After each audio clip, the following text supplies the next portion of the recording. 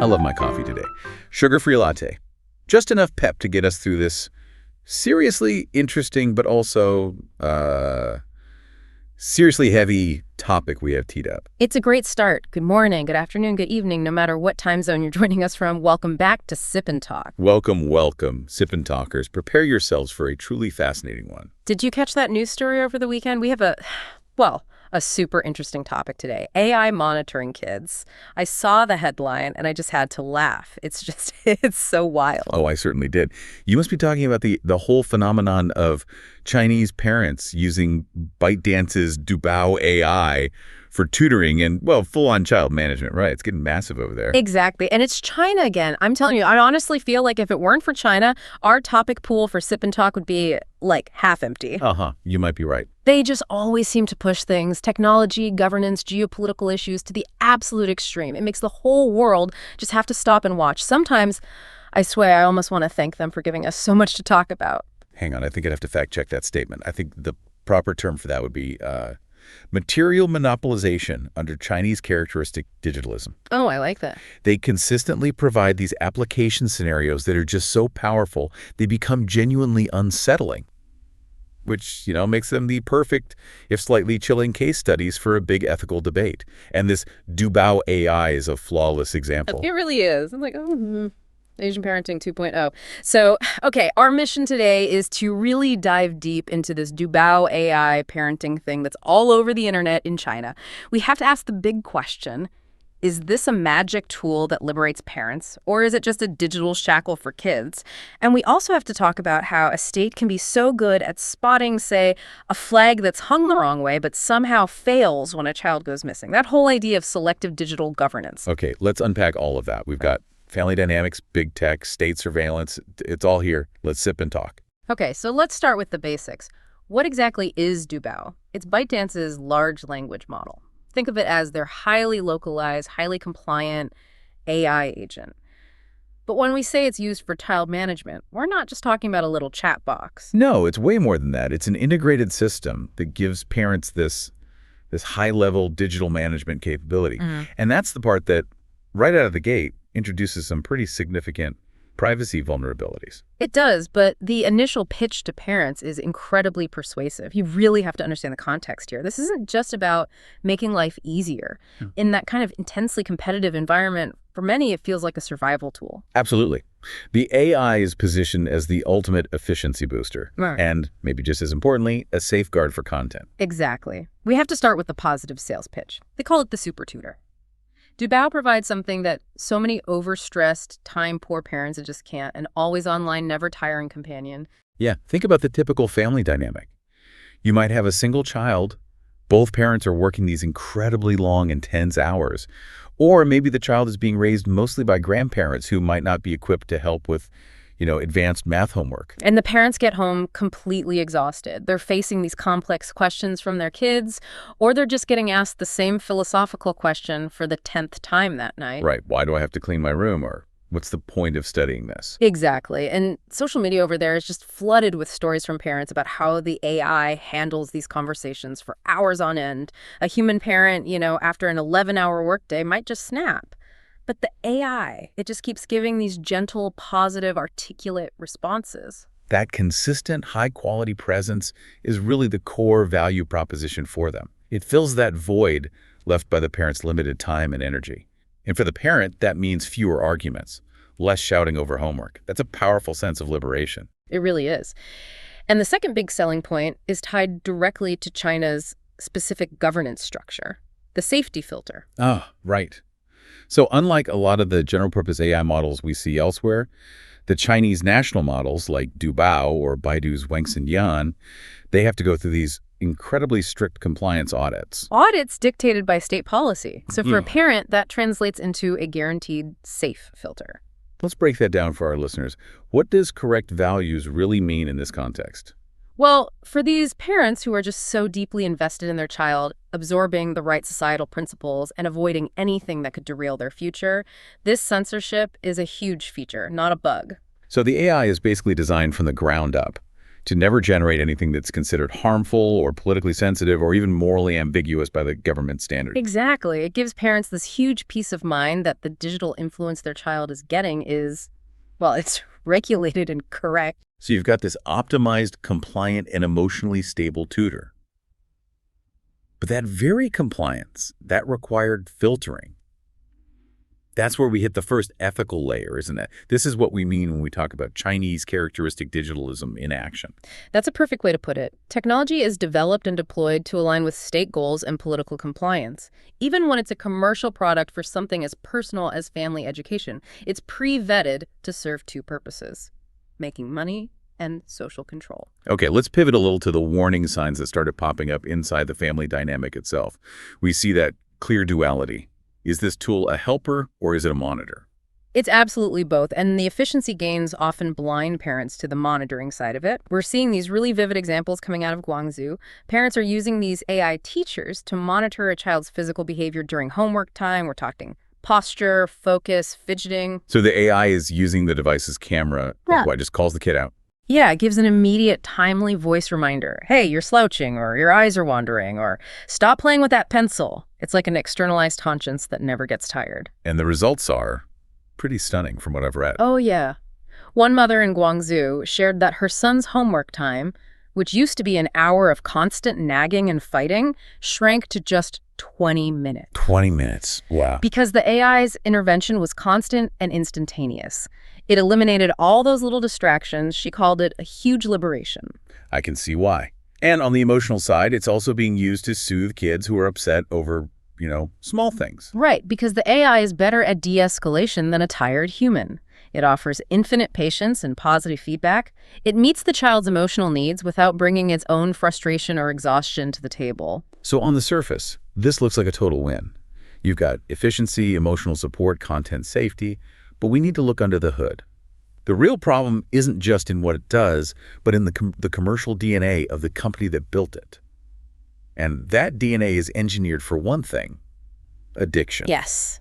Okay, let's make that transition from the comforting image of a patient AI tutor to the cold, hard reality of its creator. Dubao is a ByteDance product. And globally, ByteDance means TikTok, or Douyin in China. And those platforms are built on one single ruthless model. Traffic monetization and attention capture, that's the foundation. And this traffic monetization DNA creates a massive fundamental conflict with the stated goal of focused learning. Right. An AI that's genuinely for learning should want to minimize your time on the app once the task is done. Yeah. But if the product isn't generating clicks and watch time and engagement, it's failing its corporate purpose. And this conflict became painfully obvious in what parents started calling the short video backdoor. This was the addiction risk that was embedded right into the design. The big complaints really started surfacing around late 2025. Parents realized the Dubao app, even while it was helping with homework, would automatically attach links to these super engaging short videos from Douyin. It's a classic platform move, right? Keep the user inside the ecosystem. Yeah. But what made it so insidious here was that you couldn't turn it off. Exactly. This related video feature couldn't be completely disabled. It was baked into the app's default behavior. So the tool that was supposed to create focus, the study tool, instantly becomes a backdoor loophole. The kid is supposedly doing homework with the AI, and then one click later, they've completely bypassed parental controls and they're lost in that addictive short video scroll. It's like digital sabotage, really. The parents are trying to use the AI to manage behavior, and the AI's parent company is simultaneously trying to monetize that same child's attention span away from learning. It's like hiring a personal trainer at a gym, and every time you finish a set, the trainer automatically leads you over to the donut shop next door. That's a perfect analogy. The system is designed to pull you right back into the high-traffic, high-monetization part of their business. And if that commercial manipulation isn't alarming enough, we have to talk about the system-level privacy threat. This is what we call the high-intensity check, where it stops being about tutoring and starts being about, well, pure, unchecked surveillance.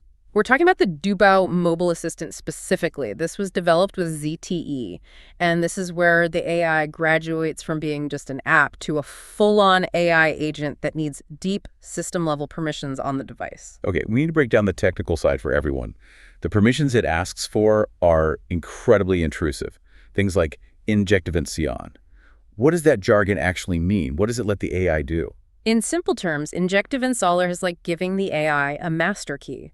It grants the AI agent the ability to simulate what a user does across virtually all the other apps on the device. So it's like a digital puppet master. Exactly. The AI can open other applications, your chat apps, your bank app, your email, and it can type messages, click buttons, navigate menus, all without the child ever touching the screen or even knowing it's happening. So if my kid is using, say, WeChat to talk to their friends, the AI could just read the conversation in real time. Not just read it, it could potentially act on it or save the log. And this is where it gets really controversial. The Dubao team has publicly stated that screen content is not stored in the cloud and it's not used for training their model. But, and this is a huge but, those are just assurances from a commercial company operating under a government with no independent third-party auditing to verify any of it. Precisely. That lack of verification means the theoretical capacity of that permission remains a massive security risk. Theoretically, it can perform real-time monitoring of incredibly sensitive data. We're talking about reading private chats, accessing your photo gallery, noting down payment passwords as they're typed. The implication for the parent is just staggering. They're trading this short-term gain in educational control for a long-term, unverified, system-level loss of all security. You're exposing your child to these extreme monitoring risks from a commercial black box that's driven by profit and state compliance. They are leveraging parental anxiety, that desperate need for safety and efficiency, to get a permanent, deeply embedded seat at the digital control panel of a child's entire life. That's the digital trap. The tool you buy for control actually makes you lose all control to an external, self-interested party. Okay, so we've covered the what and the how. Now let's get into the why. Why are these parents, who are usually so smart and risk-averse, so willing to embrace this?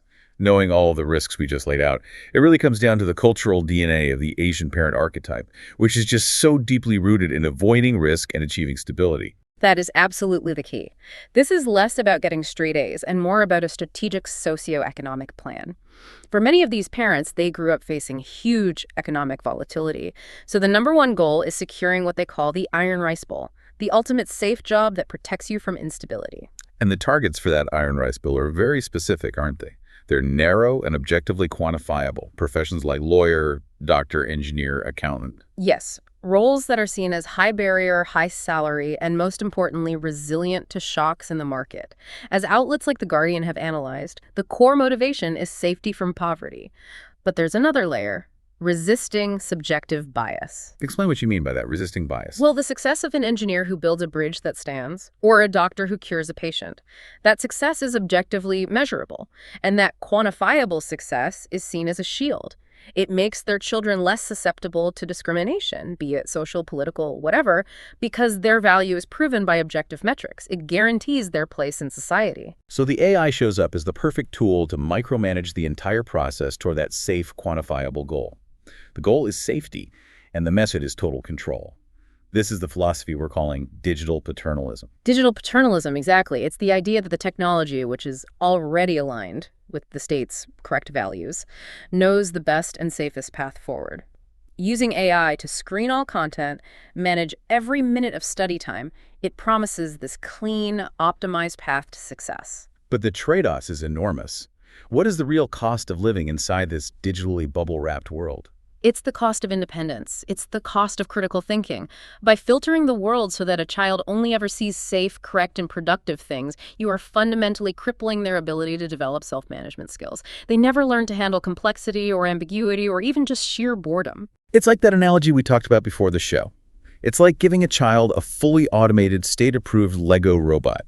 It's safe, it's efficient, they'll build the right thing every time, but that child never gets to go outside, pick up a stick, and imagine it into a sword or a magic wand. They lose the capacity for valuable failure, that productive struggle. You know, the 5 minutes a human parent might wait before jumping in, that's essential for building resilience. If the AI instantly optimizes every single moment, the child never develops that internal muscle for dealing with frustration. They lose the ability to fail and learn from it. And this, for me, brings us to the most devastating point in this whole deep dive. I call it the digital irony. It's a paradox of investment. Lay it out for us. Okay, the supreme irony is that these parents are investing all this energy, all this technology, using these disruptive AI agents like Dubao to coach their kids toward these super stable, high-status jobs like lawyers or engineers. Oh, wait. And those are the exact professions that are facing the most immediate radical threat from the global advancement of large language models and AI agents. Exactly. I mean, look at lawyers. AI is already becoming hyper-efficient at contract review, document discovery, drafting standard legal briefs, all that routine work that junior lawyers do. It's being automated at an incredible speed. And it's the same for engineers, right? AI can generate code, run routine diagnostics, optimize standard designs. Sure, the super creative senior positions are safe for now, but those entry-level roles that are focused on routine tasks are directly in the crosshairs. So the parents are trying to future-proof their children by relying on a tool AI technology that is simultaneously blurring up the very foundation of that future. They are using a control mechanism that fundamentally contradicts the outcome they so desperately want. Now we have to zoom out. We need to look at this control inside the home through the much wider lens of state control, because the rhetoric is the same. The parental AI uses the language of care to justify control, and that model is mirrored perfectly by the systemic surveillance of the Chinese state. Yeah, and the scale of that state infrastructure is just, it's mind-boggling. We're talking about an estimated 600 to 700 million cameras, all part of the Tianwang or Skynet project. Mm-hmm. And that's combined with AI prediction systems, the social credit system. It all feeds into this central city brain. And the stated goal is always public safety and order. But when you compare the system's capacity with how it's actually used, you see this dark selective truth. You see incredible high political efficiency right next to shockingly low livelihood efficiency. This is the core of what we call selective failure. Selective failure. So the system's design priorities are crystal clear. Social stability and political security always come first. Yeah. Way ahead of public welfare or the actual life and death problems of regular citizens. And let's start with the most heartbreaking example of this. Case 1, the missing child crisis. This is the ultimate livelihood failure. The stats suggest China sees up to 200,000 child disappearances every single year. The total for all missing persons in 2024 was reportedly over 3 million. And the recovery rates are... What? Tragically low. Abysmal. Sometimes cited as low as 0.1%. But how is that possible? If the Tianwang system can use facial recognition to find anyone in a major city in seconds, why does it just stop working when a child goes missing? The tech is there. That is the central, agonizing question that haunts Chinese social media. Parents consistently report that the system, which should be instant, is suddenly slow or non-responsive, or it's hit with these very convenient malfunctions. You hear stories all the time of local police saying, "Oh, sorry, the hard drive failed," or "the system was down for maintenance," right when the data is most needed. And this systematic failure, it leads to some really disturbing speculation online, doesn't it? There's this widespread belief that it's not a technical problem, but a political one. That law enforcement is unwilling to act because of links to illegal operations, like organ trafficking. That's the dark implication, yes. That the system is powerful, but it's only deployed on the state's terms. Now let's look at the complete opposite. Case 2, the political sensitivity triggers, where the system is hyper-efficient. Okay, like the flag misuse examples. The AI image recognition is apparently tuned to instantly lock on to any violating national symbols. It could be a flag hung the wrong way on a shop or a controversial bumper sticker on a car. And the response is immediate and prioritized. There are documented cases of car owners getting a phone call within minutes because of a minor issue with how a national symbol was displayed. It proves the system is running constantly and that its highest priority is identifying political violations, far above, say, finding a car involved in a hit and run. But the most chilling example has to be the sensitive chats case. This is pure 1984, but powered by modern AI. Around 2025, monitoring software in taxis and ride-sharing apps like Didi started using speech recognition to scan private conversations in real time. And the mechanism is incredible. The automatic speech recognition, the ASR, converts the spoken words to text instantly. Then natural language processing, the NLP, scans that text against a massive state-defined list of sensitive topics. Tiananmen, critiques of the economy, certain leaders' names. And if the conversation hits a keyword, the platform might interrupt with an automated voice warning. Or, far more terrifyingly, the police would call the driver or the passenger directly, sometimes while they were still in the car. that's critical evidence. It shows the system is an instantaneous voice alert machine. It proves it has the technical ability to process huge amounts of private data in real time, cross-reference it with location and identity, and execute an immediate law enforcement response. The conclusion from this comparison is just undeniable. The system's effectiveness is totally dependent on its place on the national risk list. Political issues are resolved in seconds. A citizen's life and death problem, like a missing child, is often just ignored. And the deepest tragedy is that the technology parents are using at home is built on the exact same logic as this macro-state system. The family is just replicating the national model of selective control inside their own four walls. Now, let's bring it back to the person at the center of all of this, the child. All this technology, this commercial drive, this political context, it has a very real human cost. The psychological toll of Dubao's constant corrections, or what parents have started calling super nagging. The cyber nanny, right? It's relentless in its video supervision mode. It's constantly giving these real-time voice corrections on posture and attention. Pay attention, little friend, or sit up straight. The benefit for the parent is obvious. It's a supervisor that never gets tired and never yells, so it reduces that parent-child conflict. But that immediate relief can hide a much deeper, more insidious psychological problem.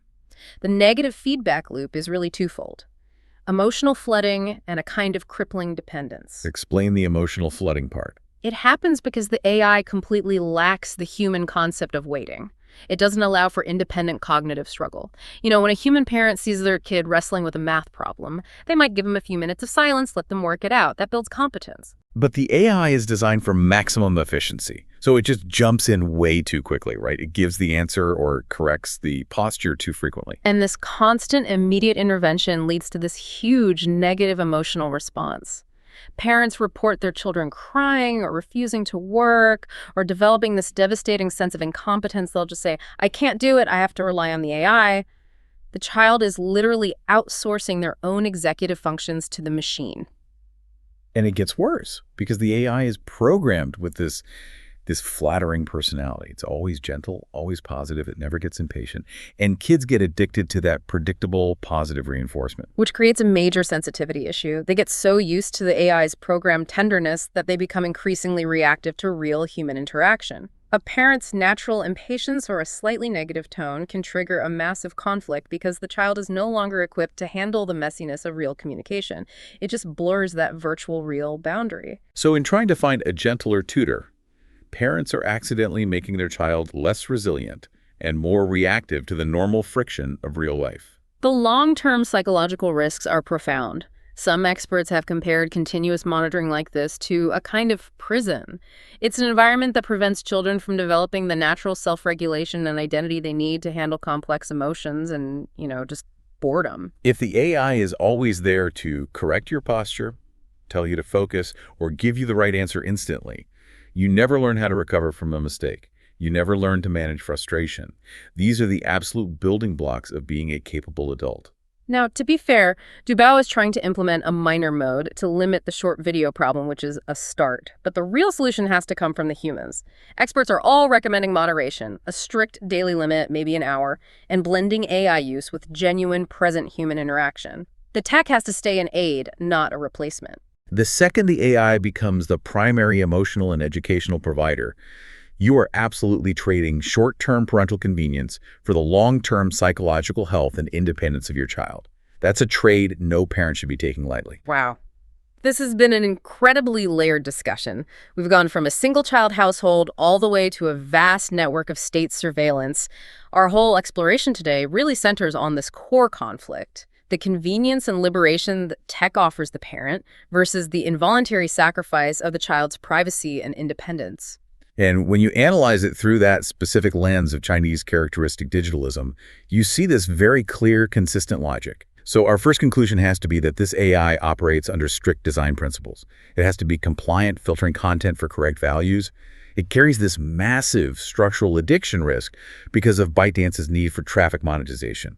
And just like the macro system, it shows that highly selective efficiency. Political sensitivity is high, livelihood service is low. It reveals the technology's fundamental purpose is control, not always care. Which brings us to our second conclusion: the parental dual anxiety and the digital paradox. These parents are driven by this intense desire for stability, for those safe, secure jobs we talked about. They use AI to control every measurable part of the process metrics, safety, behavior, to guarantee that stable outcome. Yet in doing so, they sacrifice their child's independence by handing them over to this commercialized, state-compliant black box. And there it is again, that powerful, devastating paradox. They are pursuing stability by using this cutting-edge, disruptive AI technology that is actively threatening the very professions they're pushing their children towards. It's a profound thought. Technology itself is neutral, right? But the governance logic, the political and commercial pressures it's placed in, fundamentally changes what it becomes. Chinese parents might just want their kids to win the race using the newest tools, but they haven't realized that the design of the track itself has been completely changed by the very same technology. That is the perfect summary. So here's our final provocative thought for you, our listeners, and it's one we should all think about no matter where we live. Are we willing to sacrifice our digital sovereignty and the freedom to make mistakes for a perceived guarantee of extreme safety and success?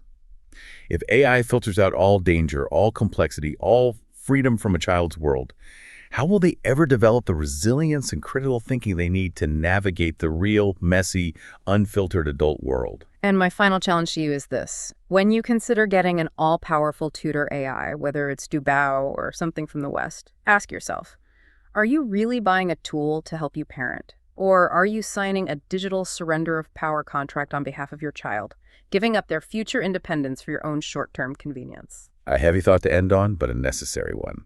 That's all the time we have for this edition of Sip and Talk. Thank you so much for joining us. And don't forget to subscribe to Sip and Talk for more weekly insights. And also check out our friend Micky's YouTube channel, Micky to Life, for great memes and travel vlogs. And we'll see you in the next episode.